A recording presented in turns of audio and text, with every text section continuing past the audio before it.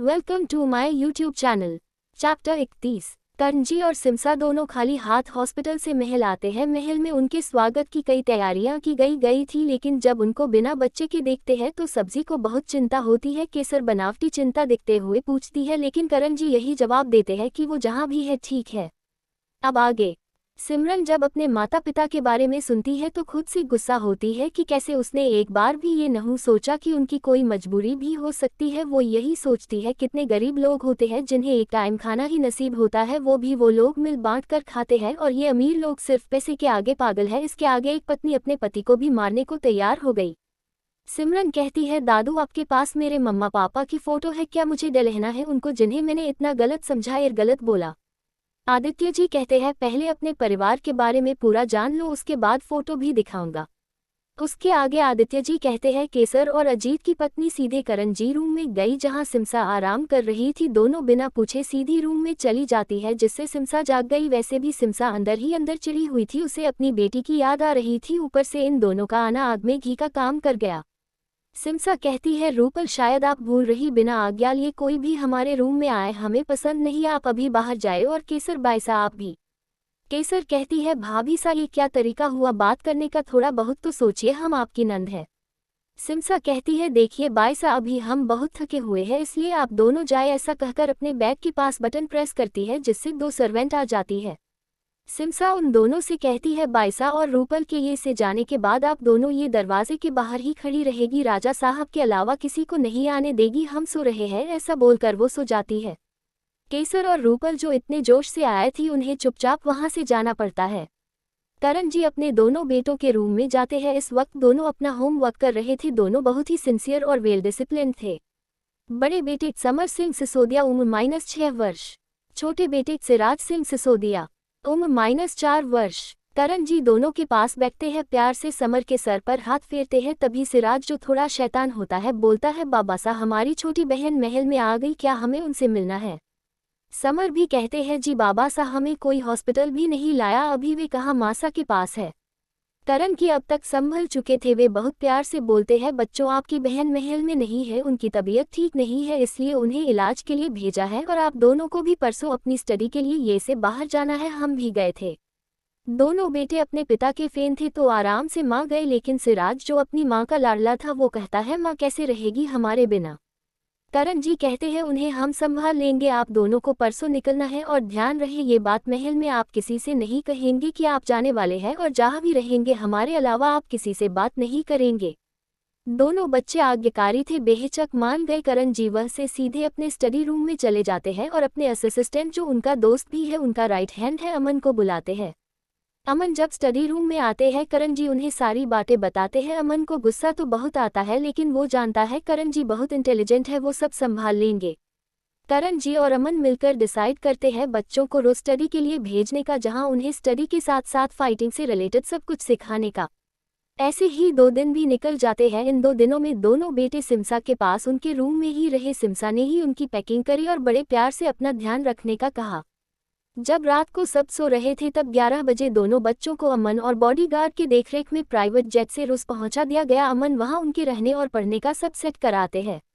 दूसरे दिन सुबह जब सभी को पता चलता है कि समर और विराज महल में नहीं है, तो सभी के पूछने पर करण जी कह देते हैं कि वो स्टडी के लिए महल से बाहर गए हैं। इसके आगे करण जी से किसी की हिम्मत नहीं थी पूछने की। अब केसर और रूपल को अपना प्लान फेल होता दिखता है, तो वो दोनों सोचती है सिमसा ही उन्हें इस बारे में जानकारी दे सकती है। अब हमें कुछ भी करके इन दोनों के बच्चों के बारे में पता लगाना पड़ेगा। सबसे पहले उस लड़की के बारे में को ही हमारे रास्ते की सबसे बड़ी रुकावट है। केसर और रूपल अब सिमसा को अपनी बातों में लेने की कोशिश करती है, लेकिन सिमसा बहुत होशियार थी, वो उन दोनों के इरादों से वाकिफ थी, उस पर उन दोनों की बातों का कोई असर नहीं होता। वो साफ साफ बोल देती है कि हमें कुछ मालूम नहीं और आपको ज़ायद जानकारी चाहिए तो अपने भाईसा से ले लीजिए। ऐसे ही दिन बीत रहे थे, कुछ मालूम ना होने पर दोनों बौखला जाती है और अब सोचती है क्यों ना सिमसा को ही चोट पहुंचाई जाए, जिससे करण अपने आप घायल हो जाएगा। चैप्टर 32। सिमरन को आदित्य जी के साथ भेजने के बाद करण जी अपने दोनों बेटों समर और विराज को भी स्टडी के लिए बाहर भेज देते हैं, जहां सारी अरेंजमेंट समन कर देता है। यहां महल में केसर और रूपल बौखलाई हुई है, क्योंकि उन्हें तो सिर्फ राजगद्दी से मतलब है, रिश्ते नाते उनके लिए कोई मायने नहीं रखते। अब वो सिमसा को चोट पहुंचाने का सोचती है, लेकिन उन्हें ये नहीं पता कि उनके हर वार का तोड़ करण जी ने पहले ही सोच रखा है। अब आगे कुछ दिनों बाद केसर कहती है, भाई साहब महल बहुत खाली खाली लग रहा है, आपको बच्चों को वापस बुला लीजिए, हमने तो हमारी राजकुमारी को देखा भी नहीं, आप हमारी सारी इच्छा पूरी करते हैं और हमें पता है आप हमारी ये इच्छा भी पूरी करेंगे, इतना तो हमें भरोसा है हमारे भाई साहब पर। केसर अपनी मीठी मीठी बातों से करण जी को इमोशनली ब्लैकमेल करने की कोशिश कर रही थी, क्योंकि करण जी केसर के प्रति अपने व्यवहार में कोई चेंज नहीं किया। वो जैसे पहले रहते थे अपनी बहन के साथ वैसे ही अब भी थे, क्योंकि वो धाक नहीं होने देना चाहते थे कि उन्हें सब मालूम है। करण जी बड़े प्यार से कहते हैं, महल कहाँ खाली सब है, यहाँ आपके दोनों बच्चे जोरावर और रेवा है, अजीत के बच्चे अंकुश और आकृति है, और रही बात हमारे बच्चों की तो वो अपनी स्टडी पूरी किए बगैर नहीं आएंगे। हम आपकी सारी इच्छा पूरी करते हैं, लेकिन ये इच्छा हमारे बच्चों के भविष्य के लिए सही नहीं है। केसर कुछ नहीं कहती, बस मुंह फुलाकर रूपल की तरफ देखती है, मतलब मैंने अपनी कोशिश की लेकिन कोई फायदा नहीं निकला। करण जी इतना बोलकर अजीत को इशारा कर ऑफिस चलने का बोलते हैं, क्योंकि राजमहल की जिम्मेदारियों के साथ साथ इनकी बहुत बड़ी कंपनी भी है जो टॉप में आती है, जिसे दोनों भाई मिलकर संभालते हैं। करण जी जाते हुए सिमसा के सर पर प्यार भरा हाथ फेरकर कहते हैं, हम जाकर आते हैं, आप अपना ध्यान रखिएगा और ज्यादा से ज्यादा रेस्ट कीजिए, समझिए आप, नहीं तो हम आकर अपने तरीके से समझाएंगे। जिसे सुनकर सिमसा शर्मा जाती है, क्योंकि करण जी ने ये बात बहुत धीरे कही थी, जो सिर्फ सिमसा को ही सुनाई दी। ये बात भी करण जी ने जानकर कही थी, क्योंकि उन्होंने सिमसा के उदास चेहरे को देख लिया था। करण जी चले जाते हैं, सिमसा को यूं मुस्कुराता हुआ छोड़कर, जिसे देख केसर का फूल हुआ मुंह और फूल गया। सिमसा वहां से उठकर अपने रूम में चली गई। केसर अपने बेटे, जो कि लगभग 9-10 साल का था, और बेटी 6 साल की थी, उन्हें लेने स्कूल चली गई। शादी के कुछ समय बाद से ही अपने पति और बच्चों के साथ यही महल में देर डाला हुआ था। कारण क्या बताया कि गांव में बच्चों की पढ़ाई अच्छे से नहीं हो सकती। हल्के उनके पति भी गांव के बड़े जमींदार थे, लेकिन केसर उन्हें महल की राजगद्दी का लालच देकर ये ले आए। गांव की जिम्मेदारी उनके छोटे भाई संभालते हैं। रूपल के बच्चे जुड़वा थे, दोनों अभी छोटे थे, यानी सिमरन से 2 साल बड़े। आदित्य जी के घर पर आदित्य जी का बड़ा बेटा और बहू निशा भी आ गए हैं, क्योंकि आशी ने कहा कि वो मिहिर को पसंद करती है, और वो लोग अभिनव जी के घर जाकर मिहिर और आशी के रिश्ते की बात करें। इसी की तैयारी में लता और निशा लग जाती है। उन्हें तो पूरा भरोसा है कि मिहिर हाँ ही करेगा आशी के लिए, क्योंकि आशी ने ये नहीं बताया कि मिहिर उससे कितना चिढ़ता है। नव्या, लता और निशा शॉपिंग पर निकल जाती है अभिनव जी के घरवालों के लिए गिफ्ट खरीदने। ये सिमरन कहती है, दादाजी मेरे दोनों भाई वापस महल आ गए हैं क्या? आदित्य जी कहते हैं, केसर और रूपल ना बहुत कोशिश की तुम तीनों बच्चों का पता लगाने की, लेकिन उन्हें असफलता ही हाथ लगी। फिर उन दोनों ने तुम्हारी मां को मारने की कोशिश की। सिमसा को एक बार सीढ़ियों पर तेल गिराकर उनका एक्सीडेंट करा दिया, जिसमें सिमसा को चोटें भी आए। 1-2 बार रसोई में जाकर के गर्म तेल उन पर गिराने की ट्राई की, तब सिमसा को ज्यादा नहीं लगी, लेकिन इन सब घटनाओं से करण जी समझ गए कि ये किसी की साजिश है। करण जी आपकी मां को अपने साथ कंपनी ले जाने लगे, घर पर उन्हें अकेले फिर कभी छोड़ा ही नहीं। आउट ऑफ इंडिया भी जाते तो सिमसा को साथ ले जाते। सिमसा ने खुद MBA किया हुआ था, तो वो भी साथ में कंपनी संभालने लगी, और इसी बीच हर महीने अपने बेटों से मिलने चले जाते। कई बार 10 दिन उनके साथ रहकर आते। यहाँ किसी को शक भी नहीं होता, सबको यही लगता कि बिजनेस मीटिंग है। आज आपके मम्मा पापा दोनों ने मिलकर कंपनी को टॉप 3 में ला दिया है। आपकी हर बर्थडे पर गिफ्ट आपकी मम्मा सेलेक्ट करती थी, और मैं आपकी पिक सेंड करता। बेटा, वे अपने तीनों बच्चों से दूर हो गए सिर्फ अपने बच्चों की जान बचाने की खातिर। ऐसा नहीं है कि वो डर गए, नहीं, उन्होंने यही सोचा कि दुश्मन कब किस वक्त आपको निशाना बना दे ये नहीं पता, इसलिए उन्हें ये कदम उठाना पड़ा। अब आपके भाई आ चुके, उन्हें आए हुए 4 साल हुए हैं। आपकी कंपनी के CEO है विराज, भी उन्हीं के साथ कंपनी संभालता है। आपकी बुआ का बेटा जोरावर को CEO बनना था, जिसकी सिफारिश दादाजी से आपकी बुआ ने की, लेकिन तभी आपके पापा ने रूस से समर और विराज को बुला लिया और एक पार्टी ऑर्गेनाइज कर कंपनी का CEO समर को घोषित कर दिया, जिसके बाद केसर कुछ नहीं कर पाए और समर ने जोरावर को एज एम्प्लॉय कंपनी में रखा। सिमरन कहती है, मेरे दोनों भाइयों का स्वभाव कैसा है? अब कल देखते हैं आगे का एपिसोड। जब तक बने रहिए हमारे साथ। यही पढ़ना एपिसोड हमारा, देना रेटिंग और रिव्यू। चैप्टर 33। करण जी और सिमसा दोनों खाली हाथ हॉस्पिटल से महल आते हैं। महल में उनके स्वागत की कई तैयारियां की गई थी, लेकिन जब उनको बिना बच्चे के देखते हैं तो सब्जी को बहुत चिंता होती है। केसर बनावटी चिंता दिखते हुए पूछती है, लेकिन करण जी यही जवाब देते हैं कि वो जहां भी है ठीक है। अब आगे सिमरन जब अपने माता पिता के बारे में सुनती है तो खुद से गुस्सा होती है कि कैसे उसने एक बार भी ये नहीं सोचा कि उनकी कोई मजबूरी भी हो सकती है। वो यही सोचती है कितने गरीब लोग होते हैं जिन्हें एक टाइम खाना ही नसीब होता है, वो भी वो लोग मिल बांट कर खाते हैं, और ये अमीर लोग सिर्फ पैसे के आगे पागल है। इसके आगे एक पत्नी अपने पति को भी मारने को तैयार हो गई। सिमरन कहती है, दादू आपके पास मेरे मम्मा पापा की फोटो है क्या? मुझे डलहना है उनको जिन्हें मैंने इतना गलत समझा या गलत बोला। आदित्य जी कहते हैं, पहले अपने परिवार के बारे में पूरा जान लो, उसके बाद फोटो भी दिखाऊंगा। उसके आगे आदित्य जी कहते हैं, केसर और अजीत की पत्नी सीधे करण जी रूम में गई जहां सिमसा आराम कर रही थी। दोनों बिना पूछे सीधी रूम में चली जाती है जिससे सिमसा जाग गई। वैसे भी सिमसा अंदर ही अंदर चिड़ी हुई थी, उसे अपनी बेटी की याद आ रही थी, ऊपर से इन दोनों का आना आग में घी का काम कर गया। सिमसा कहती है, रूपल शायद आप भूल रही, बिना आज्ञा लिए कोई भी हमारे रूम में आए हमें पसंद नहीं, आप अभी बाहर जाए। और केसर बायसा आप भी। केसर कहती है, भाभी सा ये क्या तरीका हुआ बात करने का, थोड़ा बहुत तो सोचिए, हम आपकी नंद है। सिमसा कहती है, देखिए बायसा अभी हम बहुत थके हुए हैं इसलिए आप दोनों जाए। ऐसा कहकर अपने बैग के पास बटन प्रेस करती है जिससे 2 सर्वेंट आ जाती है। सिमसा उन दोनों से कहती है, बायसा और रूपल के ये से जाने के बाद आप दोनों ये दरवाजे के बाहर ही खड़ी रहेगी, राजा साहब के अलावा किसी को नहीं आने देगी, हम सो रहे हैं। ऐसा बोलकर वो सो जाती है। केसर और रूपल जो इतने जोश से आए थी उन्हें चुपचाप वहां से जाना पड़ता है। करण जी अपने दोनों बेटों के रूम में जाते हैं। इस वक्त दोनों अपना होमवर्क कर रहे थे। दोनों बहुत ही सिंसियर और वेल डिसिप्लिन थे। बड़े बेटे समर सिंह सिसोदिया, उम्र -6 वर्ष। छोटे बेटे सिराज सिंह सिसोदिया, उम्र -4 वर्ष। करण जी दोनों के पास बैठते हैं, प्यार से समर के सर पर हाथ फेरते हैं। तभी सिराज जो थोड़ा शैतान होता है बोलता है, बाबा सा हमारी छोटी बहन महल में आ गई, क्या हमें उनसे मिलना है? समर भी कहते हैं, जी बाबा सा हमें कोई हॉस्पिटल भी नहीं लाया, अभी वे कहाँ मासा के पास है।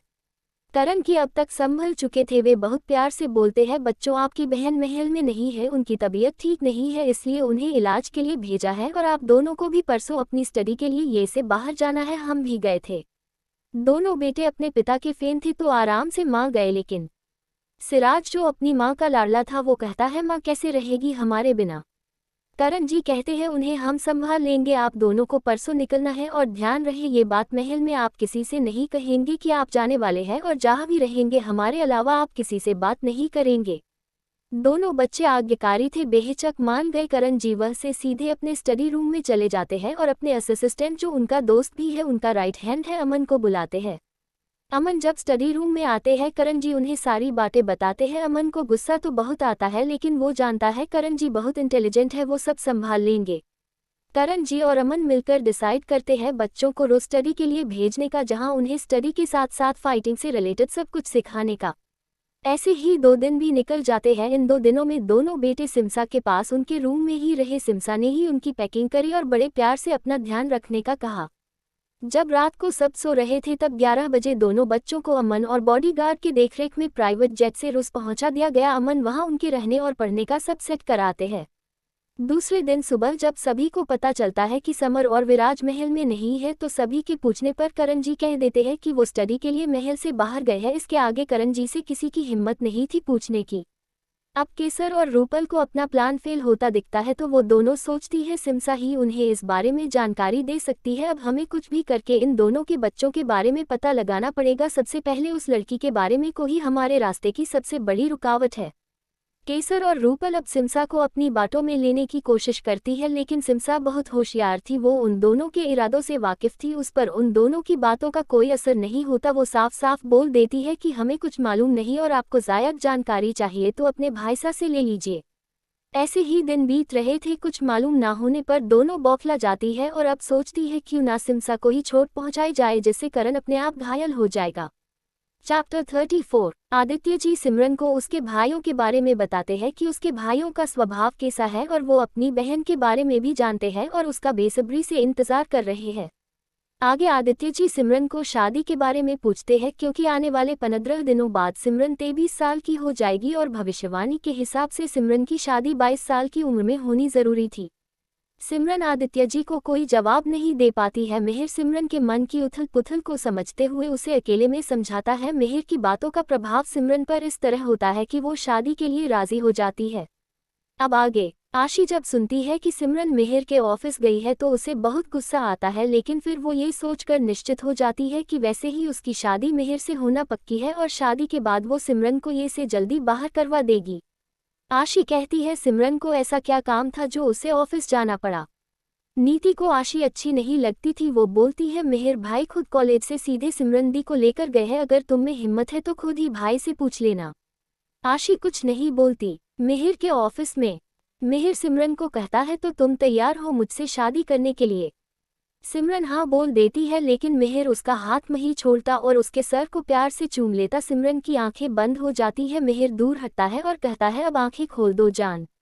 सिमरन को अपने लिए मिहिर के मुंह से जान सुनकर बहुत अच्छा लगता है। वो धीरे से आंखें खोलती है तो मिहिर उसे ही देख रहा था। वो नज़ारे चुराने लगती है। मिहिर को उस पर बहुत प्यार आता है और खुद को रोक नहीं पाता। सिमरन को गले लगा लेता। सिमरन भी दूर नहीं हटती, उसे बहुत सफे फील हो रहा था।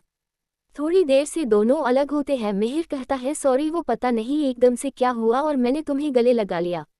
सिमरन कहती है इट्स ओके, वैसे भी अब हमारी शादी होने वाली है, मुझे बुरा नहीं लगा, मुझे तो और सेफ फील हुआ, पर कहीं ऐसा लगा जैसे हम पहले भी गले मिल चुके हैं। मिहिर बात को घुमाते हुए कहता है मैं दादाजी को बुला देता हूँ, वे लोग वेट कर रहे होंगे। मिहिर अभिनव जी को लगाकर अंदर आने का बोल देता है। अभिनव जी और आदित्य जी दोनों अंदर आते हैं। आदित्य जी सिमरन को पूछते हैं सिम्मी बेटा आप तैयार हैं मिहिर से शादी करने के लिए। सिमरन हाँ में जवाब देती है। अभिनव जी मिहिर को इशारे से पूछते हैं, वो गर्दन हिलाकर हाँ में जवाब देता है। आदित्य जी और अभिनव जी दोनों खुश हो जाते हैं और एक दूसरे के गले मिल जाते हैं। कहते अरे यार अब हम संबंधी बनने वाले हैं। आदित्य जी कहते हैं सिम्मी बेटा आप रेडी है तो कल ही आप दोनों की कोर्ट मैरिज करवा देते हैं। सिमरन कहती है इतनी जल्दी? तो अभिनव जी कहते हैं बेटा अब हमारे पास टाइम बहुत काम है और ये मैरिज अभी कुछ दिन सीक्रेट रहेगी, केवल हम 4 लोगों के अलावा किसी को नहीं पता होगा, उचित समय आने पर हम सबको बता देंगे। सिमरन कहती है ठीक है। सिमरन का ठीक है सुनकर मिहिर की खुशी का कोई ठिकाना नहीं रहा, लेकिन कोल्ड हॉटेड पसंद होने की वजह से एक शुप्रे सिमलेस फेस के खड़ा रहा। आदित्य जी कहते हैं ठीक है मिहिर, तुम अपने असिस्टेंट से कहकर सारा पेपर वर्क कंप्लीट करवाना देना, मैं सिम्मी बेटा के साथ ठीक 11 बजे कोर्ट पहुंच जाऊंगा। मिहिर कहता नहीं दादाजी, ऐसे तो सभी को शक हो जाएगा, आप और दादू दोनों साथ आ जाए और मैं और सिमरन साथ आ जाएंगे। अभिनव जी ने कहा ठीक है और चलो घर रवाना हो गए क्योंकि 7 बज गए थे। अभिनव जी और आदित्य जी पहले पहुंचे। उनके पहुंचने के आधे घंटे बाद सिमरन और मिहिर पहुंचे। घर के अंदर आते ही आशी सिमरन पर बरस पड़ी। उससे मिहिर और सिमरन को साथ नहीं देखा जा रहा था। आशी को लगा अभी आसपास कोई नहीं है, इसलिए सिमरन के घर में घुसते ही बोली तुम्हारा कॉलेज इतनी रात को बंद होता है या कॉलेज के बाद अपने बॉयफ्रेंड के साथ टाइम स्पेंड कर रही थी? सिमरन कहती है तुम्हें कैसे पता चला? फिर कहती है जब पता है तो पूछ क्यों रही हो, अब तुम्हारे साथ टाइम स्पेंड करने का मुझे कोई शौक नहीं है, इसलिए इतने घंटे में अपने बॉयफ्रेंड के साथ थी। सिमरन को जब से अपने परिवार के बारे में पता चला तब से उसकी रेस्पेक्ट केवल आदित्य जी और आशु के लिए रह गई थी, इसलिए अब वो आशी से उसके आदत की तरह ही बात कर रही थी। सिमरन ने जब बोला कि इतनी देर वो सब्बे बॉयफ्रेंड के साथ थी, उसी वक्त प्रिया जी अपने रूम से बाहर आ रही थी और उन्होंने उसकी बात सुनते ही आंखें फाड़कर मिहिर को देखने लगी। मिहिर और सिमरन अपने रूम में चले गए फ्रेश होने के लिए। थोड़ी देर बाद सभी डाइनिंग टेबल पर होते हैं, सभी चुपचाप खाना खा रहे होते हैं। तभी नीति बोलती है सिमरन दी आज आप कॉलेज से सीधे ऑफिस क्यों गई थी? ये मैं नहीं, आशी दी ने पूछा था। सिमरन कुछ कहती उसके पहले मिहिर बोल पड़ता है हाँ सिमरन ने जो प्रेजेंटेशन बनाई थी उसी प्रोजेक्ट से रिलेटेड कुछ काम था। क्यों आशी को कोई काम नहीं है क्या जो सबकी खबर रखनी जरूरी है? पहले कभी न्यूज एजेंसी में जॉब करती थी क्या? मिहिर के ऐसा बोलते ही नीति जोर जोर से हंसती है और कहती है आजकल मिहिर भाई आपको क्या हो गया? आशी दी का नाम सुनते ही आप ज्वालामुखी बन जाते हो और सिमरन दी का नाम आते ही आइसक्रीम बन जाते हो। मिहिर कहता है नीति चुपचाप खाना खाओ, लेकिन आशी की हालत तो ऐसी हो जाती है कि काटो तो खून नहीं। खाना खाने के बाद सब अपने अपने रूम की तरफ चले जाते हैं। सिमरन जैसे ही अपने रूम का दूर खोलने वाली होती है, पीछे से मिहिर आकर उसका हाथ पकड़कर खींचता है। सिमरन सीधी उसके सीने से जा लगती है और मिहिर प्यार से उसकी कमर को सहलाता है। सिमरन हकलाते हुए आप क्या कर रहे हैं? मिहिर कहता है अपनी होने वाली बीवी को प्यार कर रहा हूँ। क्यों, तुम्हें बुरा लग रहा है? कल होगा मिहिर और सिमरन की शादी, फिर शुरू होगा इनका हल्का फुल्का रोमांस। चैप्टर 35। आशी मिहिर से शादी के सपने देख रही है जो 100% टूटने वाले हैं। मिहिर सिमरन को शादी के लिए राजी कर लेता है और अपने प्यार की मोहर उसके सर पर लगा भी देता है। आदित्य जी अगले दिन शादी करने का बोल देते हैं। मिहिर और सिमरन दोनों रेडी हो जाते हैं, अगले दिन की पूरी प्लानिंग भी कर लेते हैं। अब कल क्या होता है देखते हैं। अब आगे रात को डिनर करने के बाद सभी अपने अपने रूम में जाते हैं। सिमरन जैसे ही अपने रूम का दरवाज़ा खोलने वाली होती है, पीछे से मिहिर आकर उसका हाथ पकड़ उसे खींच लेता है। सिमरन उसके सीने से जा लगती है। सिमरन कहती है, ये आप क्या कर रहे हैं? मिहिर कहता है, अपने होने वाली बीवी को प्यार कर रहा हूँ। सिमरन को बहुत शर्म आ रही थी। वो मिहिर से कहती है, हमें नींद आ रही है, सुबह जल्दी भी उठना है। मिहिर कहता है, मैं तुम्हें कंफर्टेबल करने की कोशिश कर रहा हूँ, तुम मुझे अपने मन की बात बता सकती हो, चाहे अच्छी हो या बुरी। कहीं ऐसा तो नहीं कि ये रिश्ता तुम जबरदस्ती अपना रही हो? सिमरन कहती है, ऐसा कुछ नहीं है, आप ज्यादा मत सोचो, कल का दिन इम्पोर्टेंट है, इसलिए जाओ और सो जाओ। मिहिर गुड नाइट कहता है और उसके सर पर हल्का किस कर देता है। सिमरन भी गुड नाइट बोलकर अपने रूम में चली जाती है। रूम में आकर सिमरन फ्रेश होकर अपने ध्यान में बैठ जाती है। अब उसकी शक्तियां बढ़ रही थी, जिसका उसे आभास भी होने लगा था। ध्यान में बैठने के लगभग आधे घंटे बाद आज उसके शरीर में से सुनहरी रोशनी निकल रही थी और उसे ऐसा लग रहा था जैसे वो किसी को पुकार रही है और एक लड़का राजा की पोशाक पहने उसकी ओर आ रहा था। कह रहा था, आश्लेषा जल्दी निकलो ये से। लेकिन सिमरन को उस लड़के का चेहरा नजर नहीं आ रहा था, क्योंकि चारों ओर धुंध फैली हुई थी। सिमरन अपनी आंखें खोल देती है और सोचती है, हमें आश्लेषा नाम से कौन पुकार रहा था, जबकि हमारा नाम तो सिमरन है। सोचते हुए सिमरन अपने बेड पर लेट जाती और थोड़ी देर बाद उसे नींद आ जाती है। इधर मिहिर अपनी आंखें बंद करके बैठा था और सिमरन की सारी एक्टिविटी देख रहा था। वो बोलता है, महारानी अभी आप अपने सपनों में ही रहो। जिस दिन आपको सब याद आया, मैं आपको अपने साथ अपने राज्य ले जाऊंगा। माँ और पिताजी तरस रहे हैं आपसे मिलने के लिए। और अपनी आंखें खोलकर बोलता है, तड़प बेचैनी अब सही नहीं जा रही, आप खुद को भी याद नहीं आ रही। सालों बीत गए जुड़ा हुए हमें, कल आप मिल जाएगी हमें। अब ना दूर जाने दगा, ना ही मरने दूंगा। आंख जिसने भी उठाए आपकी ओर, तोड़ दूंगा उसकी सांसों की डोर। ऐसा कहकर अपने हाथ से सीने को मसलने लगता है। तब मिहिर कोई और ही लग रहा था। उसकी आंखों में सिमरन को पाने का जुनून नजर आ रहा था। ऐसा लग रहा था जैसे किसी ने उन दोनों को अलग करने का सोचा भी तो वो उसको मौत के घाट उतारते टाइम नहीं लगाएगा। ऐसे ही सुबह हो जाती है। मिहिर तो पूरी रात नहीं सोया, वैसे भी वो काम ही सोता था, ज्यादातर अपने ऑफिस का काम ही करता रहता था। सिमरन अपनी प्रैक्टिस करके कॉलेज के लिए रेडी हो जाती है। इतने में मिहिर भी आ जाता है। बाकी तो पहले ही बैठे होते हैं। नाश्ता कर मिहिर और सिमरन निकल जाते हैं। मिहिर सिमरन को अपने ऑफिस ले जाता है। वहां सिमरन को उसके केबिन में बने रूम में रेस्ट करने का बोल अपना काम निपटाने में लग जाता है। थोड़ी देर बाद मिहिर एक पैकेट लेकर रूम में जाता और सिमरन को देकर कहता है, ये पहन कर रेडी हो जाओ। सिमरन कहती है, ये क्या है? मिहिर कहता है, आज हमारी शादी है, ऐसे जीन्स में करोगी क्या? मैंने तुम्हारे लिए साड़ी मंगवाई है, तुम इसे पहनकर रेडी हो जाओ, फिर हमें कोर्ट के लिए निकलना है। सिमरन कहती है, पर मुझे साड़ी पहनना नहीं आता। मिहिर कहता है, कोई बात नहीं, पर मुझे पहनाना आता है। अगर तुम्हें कोई प्रॉब्लम नहीं है तो मैं पहना देता हूँ। सिमरन अब मना भी नहीं कर सकती थी। मिहिर बहुत मन से ये साड़ी लाया था और देखा जाए तो ये मिहिर की तरफ से सिमरन को पहला गिफ्ट था, तो सिमरन हाँ बोल देती है। मिहिर कहता है, पहले तुम बाकी के कपड़े पहन कर आ जाओ, फिर मैं साड़ी पहना दूंगा। सिमरन बाथरूम में चली जाती है। 20 मिनट बाद बाथरोब पहन कर आती है। मिहिर वही खड़ा होता है। वो कहता है, ये बाथरोब तो खोलना पड़ेगा। मिहिर उसका बाथरोब हटाकर उसके ऊपर वाले पोर्शन पर टोवेल डाल देता है, फिर साड़ी पहनाने लगता है। मिहिर की उंगलियां जैसे जैसे सिमरन की कमर को छू रही थी, वैसे वैसे वो अपने आप में सिमट रही थी। मिहिर सिमरन की ऐसी हरकत पर मुस्कुराता है, साड़ी पहनाकर पिन लगा देता है। राशि अपने आप को आईने में देखती है। इतने में मिहिर साड़ी के मैचिंग लाल चूड़ियां सिमरन के हाथों में पहना देता है। सिमरन कहती है, अब मैं कर लगी। सिमरन पूरी रेडी हो जाती है। वो एक नई नवेली दुल्हन लग रही थी। मिहिर तो उसे देखता ही रह जाता है। सिमरन उसके पास आकर कहती है, चले। तब वो अपने होश में आता है और कहता है, लुकिंग ब्यूटीफुल। सिमरन मुस्कुरा देती है। मिहिर उसका हाथ पकड़कर ऑफिस से बाहर आता है। मिहिर अपनी पर्सनल लिफ्ट से आता, जिससे किसी को पता नहीं चलता।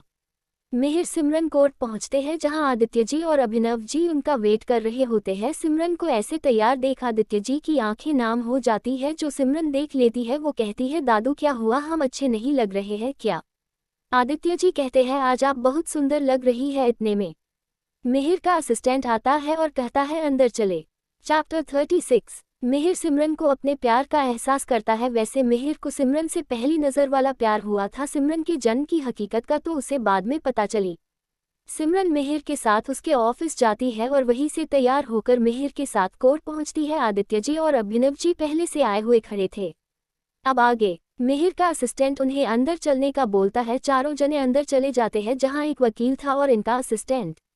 वकील सिमरन और मिहिर को साइन करने का बोलता है। पहले मिहिर खुशी खुशी साइन करता है, फिर पेन सिमरन को पकड़ाता है। सिमरन एक नज़र अपने दादाजी को देखती है जो पलके झपकाकर उसे हाँ का इशारा करते हैं। सिमरन भी साइन कर देती है। गवाह के रूप में आदित्य जी सिमरन की ओर से व मिहिर की ओर से अभिनव जी साइन कर देते हैं। वकील दोनों को शादी की बधाई देता है। इतने में असिस्टेंट अपने हाथ में 2 माला लेकर आता है। एक माला मिहिर को और एक सिमरन को देता है। तभी आदित्य जी कहते हैं अब आप दोनों एक दूसरे को वरमाला पहनाएं।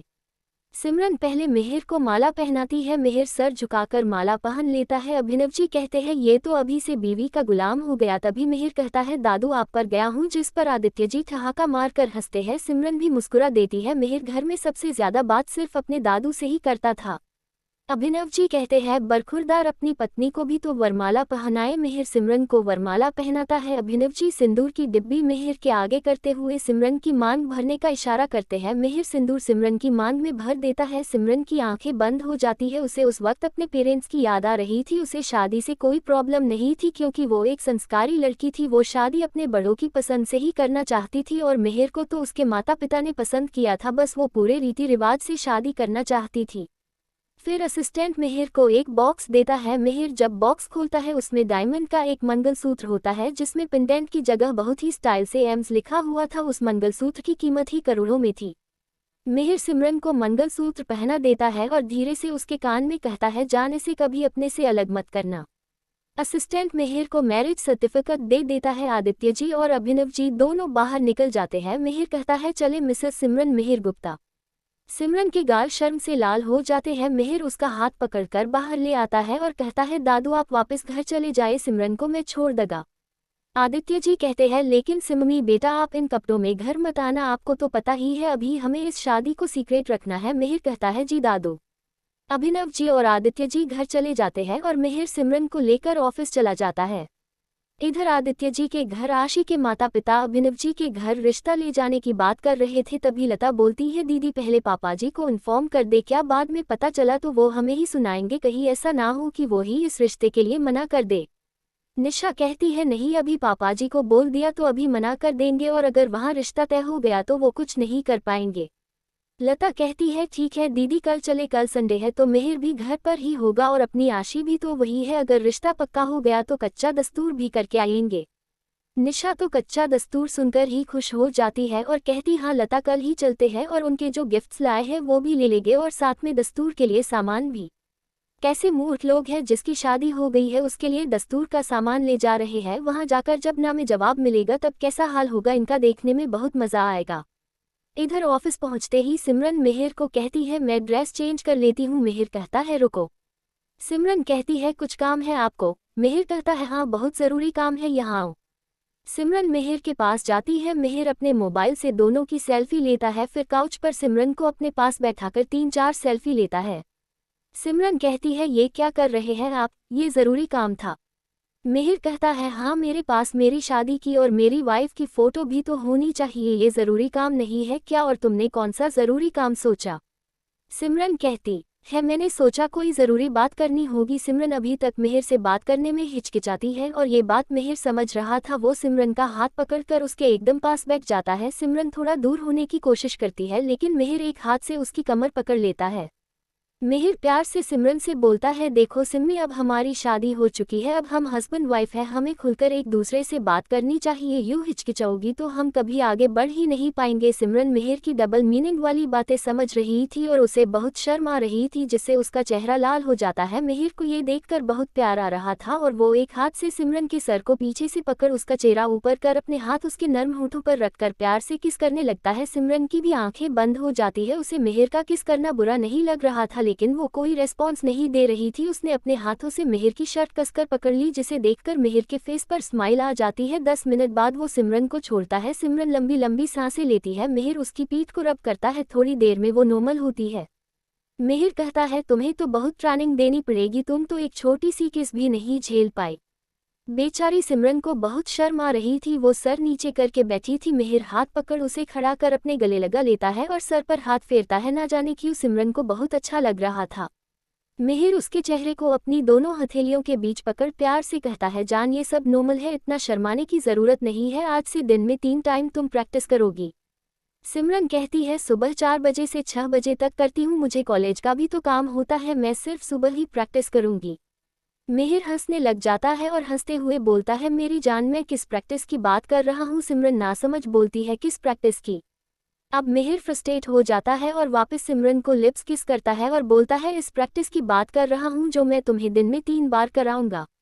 सिमरन शर्म के मारे मुंह घुमाकर खड़ी हो जाती है। मिहिर उसे पकड़कर अपने सीने से लगा लेता है और कहता है जाओ चेंज कर लो। सिमरन रूम में चली जाती है, वहां जाकर अपने चेहरे को अपने दोनों हाथों से ढक लेती है। उसे अभी भी बहुत शर्म आ रही थी। फिर वो अपने कपड़े चेंज कर बाहर आ जाती है। सिमरन कहती है घर चले। फिर वो और मिहिर दोनों घर के लिए रवाना हो जाते हैं। कल देखते हैं कल संडे किसके लिए हॉलिडे होता है और किसके लिए फंडे। चैप्टर 37। मिहिर और सिमरन की शादी हो जाती है। आदित्य जी और अभिनव जी दोनों घर चले जाते हैं। मिहिर और सिमरन ऑफिस चले जाते हैं।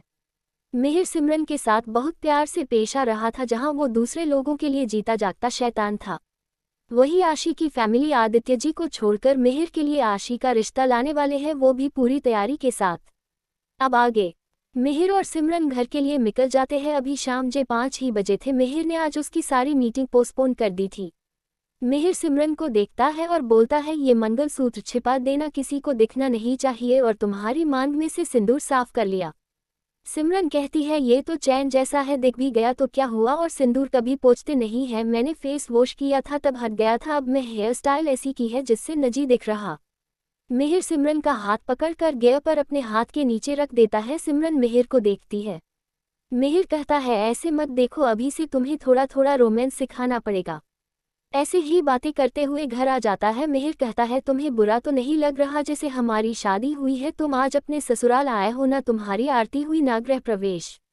सिमरन कहती है ऐसे ही लिखी थी हमारी शादी, फिर यह किसी को पता भी तो नहीं है, उन्हें तो यही पता है कि मैं कॉलेज से आया हूँ। दोनों अंदर जाते हैं जहाँ सभी बैठे हुए थे। तभी प्रियाजी कहती है अरे सिम्मी बेटा आ गई, और मिहिर आज तो तुम भी, क्या बात है, जाओ दोनों फ्रेश होकर आ जाओ। थोड़ी देर में दोनों ही नीचे आ जाते हैं। सिम्मी कहती है क्या बात है, आज सभी एक साथ बैठे हैं। तभी आशी कहती है होते तो सभी रोज है, पर तुम नहीं होती हो, जबकि तुम्ही कॉलेज तो 3 बजे ही बंद हो जाता है। सिमरन कहती है मेरे कुछ पर्सनल काम भी हैं जो मैं तुम्हें बताना जरूरी नहीं समझती। तभी अंजलि कहती है सिम्मी चाय लो बेटा, बाकी सब भी चाय पीते हैं। मिहिर अपने रूम में चला जाता है। वो ऐसे सभी के बीच बहुत काम ही बैठता था, कोई कुछ कहता भी नहीं क्योंकि ये उसकी आदत थी। सिमरन भी अपने रूम में चली जाती है। वो देखती है अभी दिन में टाइम है तो आध्यात्मिक साधना करने की सोचती है और अपने ध्यान में बैठ जाती है। जैसे ही सिमरन ध्यान में बैठती है मिहिर के हाथ में नीली रोशनी निकलने लगती है। वो अपना रूम लॉक कर साधना करने लग जाता है। आज सिमरन को एक महल नजर आता है जिसके बगीचे में शादी का मंडप लगा हुआ होता है, जिसमें एक लड़का राजसी पोशाक पहने था और लड़की ने दुल्हन के कपड़े पहने हुए थे। उनके फेरे हो रहे थे। फेरे के बाद लड़का लड़की की मांग में सिंदूर भरता है। ये सब उसे धुंधला नजर आ रहा था और उसके शरीर में से लाल रंग की रोशनी निकलती है। सिमरन साधना के समय अपने दिमाग पर बहुत जोर डालती है जिससे उसके शरीर की ताप से लाल रोशनी नारंगी रंग की होने लगती है। इधर मिहिर साधना करते समय अपने मन में कहता है जान इतना जोर अपने दिमाग पर मत डालो, अभी तुम्हारा शरीर इतना ताप सहन नहीं कर पाएगा। मिहिर यही से अपनी शक्ति से सिमरन के दिमाग को शांत करने की कोशिश करता है और कामयाब भी हो जाता है। सिमरन के शरीर की रोशनी वापस लाल हो जाती है। ऐसे ही दोनों 1 घंटे तक साधना करते हैं। फिर डिनर करके वापस अपने रूम में आ जाते हैं। थोड़ी देर बाद मिहिर सिमरन के रूम का दरवाज़ा नॉक करता है। सिमरन उस वक्त नहाकर बाहर आई थी, उसके बालों से पानी टपक रहा था। वो दरवाज़ा खोलती है। मिहिर तो उसे देखता ही रह जाता है। वो एकदम खिले गुलाब की तरह लग रही थी। मिहिर के मुंह से निकलता है ब्यूटीफुल। सिमरन कहती है कुछ कहा आपने? मिहिर सिर्फ हम में जवाब देता है। फिर कहता है अगर तुम्हें नींद नहीं आ रही है तो थोड़ी देर बाहर बैठे।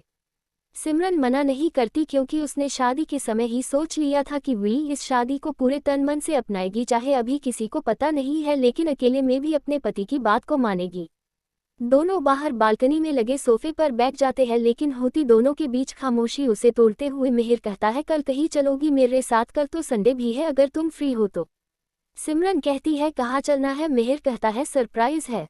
सिमरन आसमान को देखते हुए कहती है कल के पहले मैं सोचती थी कि मैं एक अनाथ हूँ, मेरे पेरेंट्स जीवित है या भी नहीं, अगर वो इस दुनिया में नुई है तो तारे बन गए होंगे। मैं इन तारों के बीच ही उन्हें ढूंढा करती थी और अपनी सारी शिकायतें कहती थी, लेकिन कल और आज में पूरी जिंदगी ही बदल गई। कल मेरे नाम के साथ शेखावत सरनेम जुड़ा और आज वो भी बदल गया। तभी मिहिर कहता है, आज तुम सिमरन मिहिर गुप्ता बन गई हो, तुम्हारे नाम के साथ मेरा नाम भी जुड़ गया है, अब हम दोनों की किस्मत एक हो गई है, ये सारी नियति है जो पहले से निर्धारित है। मिहिर सिमरन को अपने पास खींचकर उसका सर अपने कंधे पर रख लेता है, उसके बलों में अपनी उंगलियां घुमाता है, कहता है, अब कुछ मत सोचो, मैं हूँ सोचने और करने के लिए तुम्हारे साथ। सिमरन थोड़ी देर में सो जाती है। मिहिर ब्राइडल स्टाइल में उसे गोद में उठाकर उसके रूम में ले जाकर सुलाकर उसके सर पर किस करके उसे ब्लैंकेट से कवर कर देता है और कहता, जल्द ही हम अपने राज्य चलेंगे मेरी महारानी, और अपने रूम में जाकर सो जाता है। सुबह सिमरन अपनी प्रैक्टिस कर अपने रूम में फ्रेश हो नीचे किचन में आ जाती है। आज संडे है तो उसने सभी के लिए नाश्ता बनाने लगी। थोड़ी देर बाद सभी डाइनिंग टेबल पर बैठे थे। सिमरन फ्रेश होकर डाइनिंग एरिया में आ जाती है। आज तो आशी भी थी क्योंकि उसे पता था कि आज उसके पेरेंट्स आएंगे। तभी नीति कहती है, आते आशी दी, आज आप जल्दी कैसे जाग गई, आज कुछ स्पेशल है क्या? आशी कहती है, अरे नहीं, मैं तो ऐसे ही आज जल्दी नींद उड़ गई। तभी अभिनव जी कहते हैं, सिम्मी बेटा आज नाश्ता आपने बनाया है? नीति कहती है, हर संडे को नाश्ता सिम्मी दी ही बनाती है। अभिनव जी कहते हैं, आज तुमने ये जो मूंग की दाल का हलवा बाहर टेस्टी बनाया है, इसी बात पर ये मेरी तरफ से गिफ्ट, लो बेटा। सिमरन मना करती है लेकिन आदित्य जी कहते हैं, ले लो बेटा, मेरा यार इतने मन से दे रहा है। सिमरन ले लेती है। अंजलि जी कहती, ओपन करो सिम्मी, हमें भी तो बताओ क्या है। सिमरन गिफ्ट ओपन करती है, उसमें सुंदर सी कंगन की जोड़ी थी। वाह, ये कितने सुंदर है दादू, आप मेरे लिए नहीं लाए? नीति बोली। आदित्य जी बोले, आपके लिए भी लो देंगे अब खुश। सभी को सिमरन का गिफ्ट बहुत पसंद आता है। आशी सोचती है, इस घर होने वाली बहू तो मैं हूँ और गिफ्ट इस अनाथ को मिल रहे हैं। नाश्ता करने के बाद सिमरन अपने रूम में जाती है लेकिन वो अंदर जा पाती उसके पहले मिहिर उसे हाथ पकड़कर अपने रूम में ले जाता है, उसे काउच पर बैठाता है और अपनी जेब में से एक बॉक्स निकलता है जिसमें बहुत ही सुंदर रिंग थी। मिहिर सिमरन को वो रिंग पहनाकर कहता है, ये तुम्हारी शादी के बाद पहली रसोई का गिफ्ट, और उसके लिप्स पर किस कर लेता है। अब सिमरन को भी ये सब अच्छा लगने लगा था। दोनों थोड़ी देर यही पास बैठे रहते हैं। अभिनव जी के रूम में अभिनव जी कहते हैं, तुमने करण जी को सिम्मी की शादी की फोटोज भेज दी? आदित्य जी कहते हैं, मैंने फोटोज भी भेज दी और मैरिज सर्टिफिकेट की पिक भी सेंड कर दी। वो बहुत खुश हुए मिहिर के साथ सिमरन को देखकर, उन्हें ऐसा ही दामाद चाहिए था। इधर निशा और लता गिफ्ट्स पैक कर रही थी। निशा कहती है, लता जल्दी करते हैं, अभी हमें तैयार भी होना है, 11 बजे हमें निकलना है, पहुंचने में घंटा भर तो लगेगा। और हाँ, लड़के वालों को दस्तूर में देने वाले लिफाफे भी रख लिए ना, कल देखते हैं लिफाफों की किस्मत, जाते हैं या आपस की चैन में ही बंधे रह जाते हैं। चैप्टर 38। मिहिर और सिमरन शादी करके घर आ जाते हैं जिसका अभी तक किसी को पता नहीं, केवल दोनों के दादाजी के अलावा। सिमरन की साधना में जब उसके शरीर से निकलने वाली रोशनी जब विकराल होने लगती है तो मिहिर अपनी शक्ति द्वारा उसे शांत कर देता है। सिमरन के खाना बनाने पर अभिनव जी सिमरन को कंगन गिफ्ट में देते हैं और मिहिर रिंग गिफ्ट करता है। ये तो सब ठीक है लेकिन आशी की फैमिली जो अपने आप को बहुत स्मार्ट समझती है, जो अपनी इंसल्ट कराने की पूरी तैयारी करके गुप्ता मेंशन आ रहे हैं, देखना बहुत मजा आएगा। अब आगे, आज संडे है तो सभी नाश्ता करके आगे आज कैसे एंजॉय करना है उसकी प्लानिंग बना रहे हैं। ये फैमिली थोड़ी अलग टाइप की है, यहाँ युवा और बुजुर्ग साथ में एंजॉय करना पसंद करते हैं। केवल मिहिर ही सबसे अलग रहता है और कोई उसे साथ में एंजॉय करने के लिए बुलाता भी नहीं है क्योंकि सब अपना एंजॉयमेंट खराब नहीं करना चाहते। मिहिर को कैंग गुस्सा आ जाए पता नहीं, वैसे उसे अपने साथ में बुलाने की हिम्मत किसी में नहीं है। सभी मिलकर प्लान बनाते हैं, पिलो पासिंग गेम खेलते हैं। अभी लंच में टाइम था और लंच के बाद शाम को मूवी देखने का प्रोग्राम बनाया। सभी बाहर गार्डन में बैठते हैं। सर्दी में हल्की हल्की धूप अच्छी लग रही थी। तभी आशी कहती है, सब है पर मिहिर जी नहीं है। उसको पता लग गया था घर वालों से कि मिहिर को ये सब पसंद नहीं है और कोई इन सब में इन्वॉल्व होने के लिए बोलता भी है तो उस इंसान को मिहिर के खतरनाक गुस्से का सामना करना पड़ता है। आशी सिमरन को कहती है, मिहिर जी को बुला लाओ, उनके फ्लोर पर तुम्हारे सिवा कोई जाएगा नहीं। सिमरन को कुछ पता नहीं था, वो मिहिर को बुलाने चली जाती है। नीति कहती है, आशी दी आपने सिम्मी दी को क्यों भेजा? मिहिर भाई को ये सब पसंद नहीं है और वो उनके गुस्से का शिकार बनेगा जो अलग। आशी को तो बहुत मजा आ रहा था, बाकी सन को बहुत डर लग रहा था कि कहीं मिहिर गुस्से में सिमरन को ज्यादा हट ना कर दे। सिमरन मिहिर के रूम को नॉक करती है। मिहिर अंदर आने का बोलता है क्योंकि उसको पता था सिमरन ही होगी। मिहिर कहता है, ये तुम्हारा भी रूम है, नाक करके आने की जरूरत नहीं है। सिमरन कहती है, मैं किसी काम से आया हूँ आपके पास। मिहिर कहता है, बोलो क्या हुआ? सिमरन कहती है, आज संडे है तो सभी ने पिलो पासिंग गेम खेलने का सोचा है, सब है वहाँ पर, आप नहीं, इसलिए मैं आपको बुलाने आया हूँ, आप चलेंगे ना? मिहिर को कोई इंटरेस्ट तो नहीं था लेकिन सिमरन का कहा नहीं टाल सकता था। वो सिमरन के पास जाता है और उसके कंधों को अपने हाथों से पकड़कर अपनी ओर घुमाता है, उसकी चिक्स पर किस करके कहता है, चलो। सिमरन को अब इन सब की आदत हो चुकी थी। मिहिर को सिमरन के साथ आता देख सबकी आंखें बड़ी हो जाती है। अंजलि जी कहती है आज मिहिर में किसी और की आत्मा आ गई क्या, बिना गुस्सा किए मुस्कुराते हुए आ रहा है।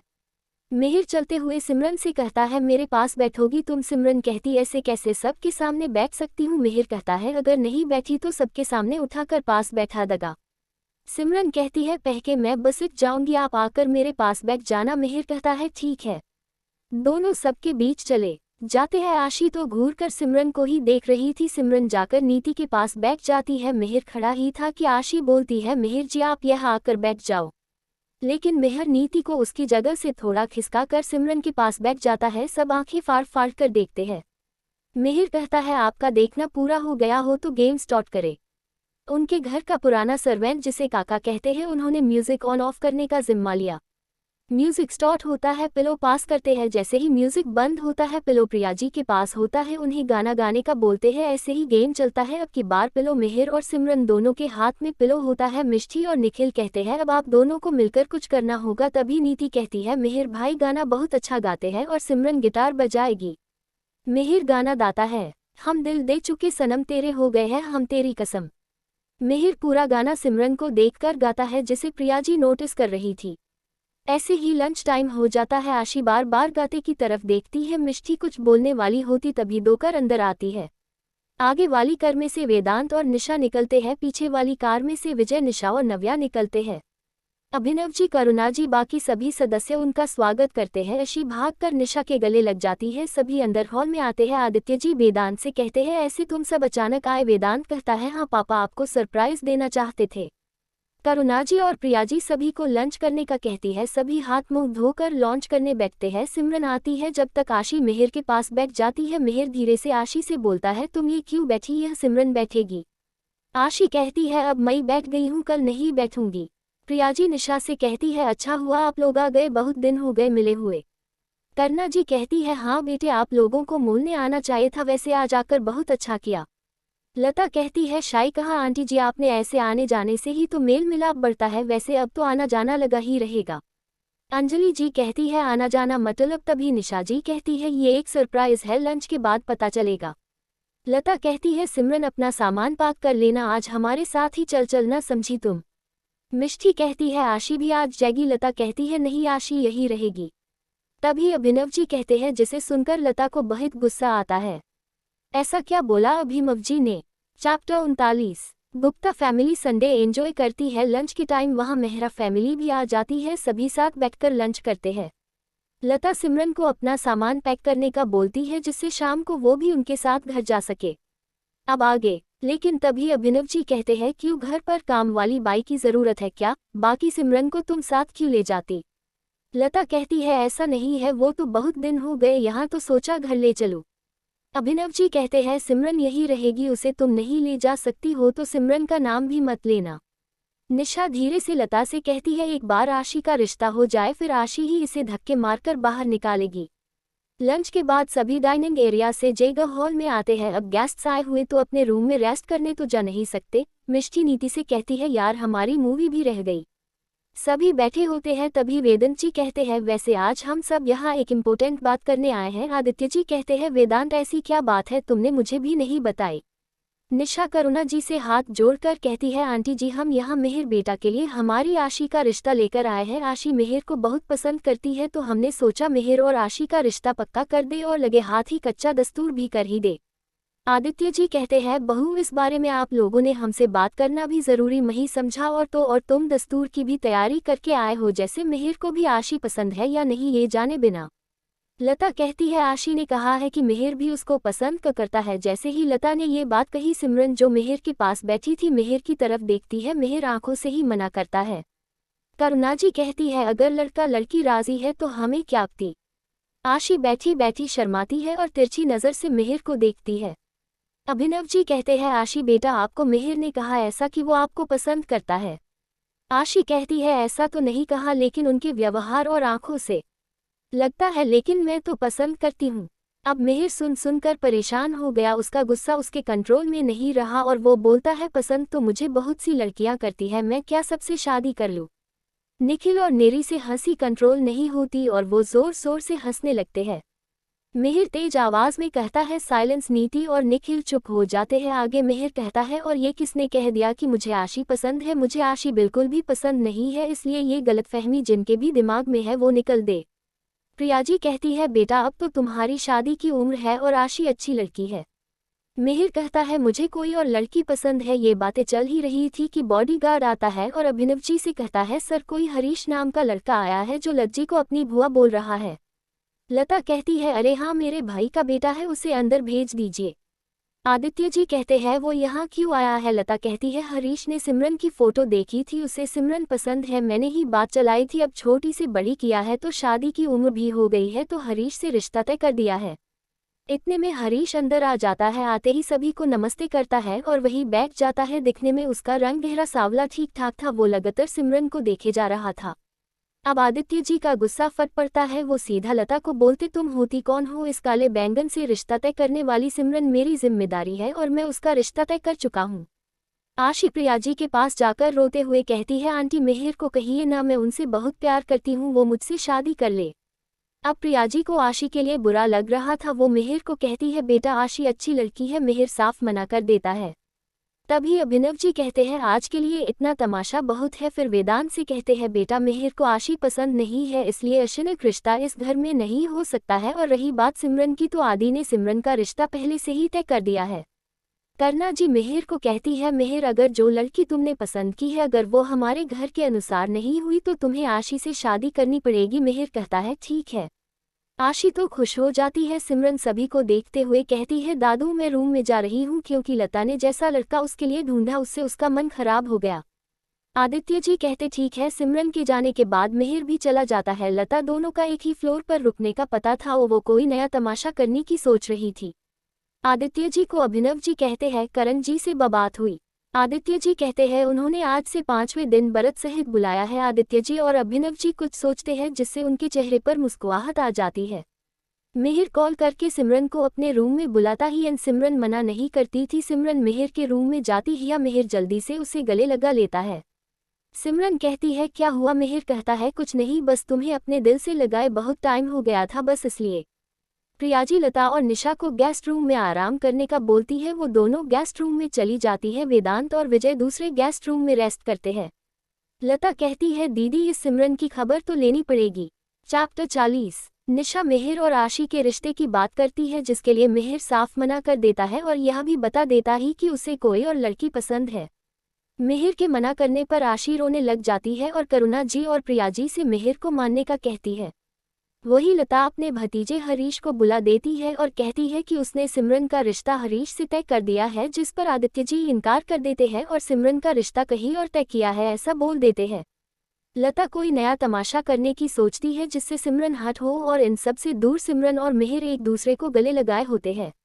अब आगे मिहिर सिमरन को लेकर सोफे पर बैठता है, प्यार से उसके बालों को सहलाता है और एकदम उसके होंठों को अपने होंठों के बीच ले लेता है। मिहिर ये एक्शन इतना फास्ट था कि सिमरन को कुछ पता ही नहीं चला कि कब क्या हुआ। अब वो भी मिहिर का साथ देने लगती है जिसे देख छोटी किस पेशेंट किस में बदल जाती है। लगभग 20 मिनट बाद मिहिर सिमरन को फ्री करता है। दोनों के सिर आपसे में भिड़े हुए थे और दोनों लंबी लंबी सांसें ले रहे थे। मिहिर सिमरन को अपने गले लगाकर उसकी पीठ को रब करता है जिससे वो नॉर्मल हो। मिहिर गोद में सिमरन को लेकर उसके रूम में जाता है, उसे बेड पर लेटा देता है और जाने लगता है। सिमरन उसका हाथ पकड़ लेती है। मिहिर कहता है सो जाओ, थोड़ी देर रेस्ट कर लो। सिमरन कहती है आप ही यही बैठ जाए। मिहिर उसके पास बैठकर उसके सर पर थपकी देता है जिससे उसे नींद आ जाती है। वही बैठ मिहिर माँ में कहता है जान आगे भी ऐसे ही सुलाऊंगा, फर्क बस इतना होगा तब तुम मेरी बाहों में होगी। प्यार से उसके सिर पर किस करके चला जाता है। इधर नीचे लता और निशा के साथ आशी और नव्या भी होती है। लता कहती है दीदी मिहिर के फ्लोर पर सिमरन को रहना अलाउ है लेकिन घर के किसी भी मेंबर का जाना अलाउड नहीं। ऊपर दोनों कुछ करते होगे तो भी किसी को कुछ पता ही चलता होगा। आशी कहती है वो मिहिर जी को अभिनव अंकल ने कहा है और मिहिर जी अपने दादाजी की बात को नहीं टालते, इसलिए सिमरन की बच्ची उस फ्लोर पर रहती है। लता कहती है वैसे हम तो यहाँ अभी गेस्ट है तो हमें तो पता ही नहीं कि उस फ्लोर पर नहीं जाना है, हम घर देखने के बहाने उस फ्लोर पर चले जाएंगे, देखे तो सही ऊपर क्या चल रहा है। नव्या कहती है हाँ मोम ये ठीक, चलो हम दोनों चलते हैं, लेकिन उन दोनों को नहीं पता कि उनके साथ क्या होगा, चलो हम भी देखते हैं। अभी सभी अपने अपने रूम में थे तो किसी को पता नहीं चला और दोनों माँ बेटी घर देखते देखते मिहिर के फ्लोर पर पहुंच जाती है। घर में मिहिर का फ्लोर सबसे बड़ा था। मिहिर के रूम तक पहुंचने के लिए पहले 2 बड़े दरवाजे थे, उन दोनों दरवाजों पर 5-5 बॉडीगार्ड्स तैनात थे। दोनों माँ बेटी जैसे ही पहले दरवाजे पर पहुंचती है वो लोग उन दोनों को रोक देते हैं। लता कहती है, मैं सिमरन की चाची हूँ और सिमरन ने ही मुझे यहाँ बुलाया है, तुम हमें ऐसे रोक नहीं सकते। मिहिर जो अपने रूम में लैपटॉप पर अपने ऑफिस का काम कर रहा था, उसे पता चल जाता है कि उसके फ्लोर पर कोई आया है क्योंकि उसने अपने पूरे फ्लोर को अपनी शक्तियों से बांध रखा था। मिहिर वहां आ जाता है जहां लता तमाशा कर रही थी। बॉडीगार्ड अपनी गन उन दोनों पर तान कर बोलते हैं, अगर आप दोनों नहीं माने तो ये गन आप पर चल भी सामंती है। दोनों डर जाती है पर अपने डर को छुपाते हुए नव्या कहती है, ऐसे कैसे चल जाएगी। तभी मिहिर को वह देख लता नाटक करते हुए बोलती है, देखो मिहिर बेटा, ये लोग हमारे साथ कैसा बिहेव कर रहे हैं। मिहिर कहता है, आप दोनों यहाँ क्या कर रही है, आपको इस वक्त नीचे होना चाहिए, अभी आप दोनों नीचे चली जाए। आता कहती है, मुझे सिमरन से कुछ ज़रूरी काम है, मेरा उससे मिलना ज़रूरी है, तो मुझे उसके रूम में जाने दो। मिहिर कहता है, सिमरन अभी सो रही है, जब नीचे आएगी तब बात कसर लेना, इस फ्लोर पर कोई अलाउड नहीं है। और बॉडीगार्ड को कहता है, अगर ये नहीं माने तो ये गन चला देना, धरती पर वो बोझ काम हो जाएगी। ऐसा बोलकर चला जाता है। बॉडीगार्ड उन दोनों से कहता है, नीचे जा रही हो या सीधे ऊपर जाने का प्लान है। दोनों डर कर नीचे चली जाती है। मिहिर रूम में आकर एक पेंटिंग को देखते हुए कहता है, सालों बाद मिली है हमारी जान, अभी तक नहीं रही हमें पहचान, इंतजार करते कितने सावन से, तेरी राह तकते मेरे नैना बरसे, जान अब भी जाओ पहचान, तुम्हारे इंतजार में निकल रही है हमारी जान। ये कहते कश्ते मिहिर की आंख से आंसू की एक बूंद गिर जाती है। वेदांत अपने पापा के पास जाकर कहता है, पापा अब हम जाए। अभिनव जी कहते हैं, दिन करके जाना। वो कहता है, ठीक है। उसे गुस्सा तो बहुत आ रहा था मिहिर की वजह से। वेदांत के जाने के बाद अभिनव जी कहते हैं, आदि अब आगे कैसे करना है, 5 दिन बाद हमें उदयपुर जाना होगा। आदित्य जी कहते हैं, अभी मैंने सब सोच लिया है, पर पहले तुम्हारे घरवालों को मिहिर और सिमरन की शादी के बारे में बताना पड़ेगा, क्योंकि वो लग मेरे घरवालों की तरह नहीं है। वी तो आशी के लिए तैयार हो गए, तो मुझे लगता है सिमरन के बारे में सुनकर वो लोग खुशी होंगे। अभिनव जी कहते हैं, सही कहा आदि, मैं आज ही सभी को शादी के बारे में बता दूंगा, मुझे विश्वास है वो खुशी होंगे। कल देखिए क्या होता है। जान अभिनव जी की फैमिली को पता चलेगा, जिस लड़के की शादी के पीछे पड़े थे वो तो शादी करके दुल्हन भी ला चुका है। Thanks for watching our subscribe and comments.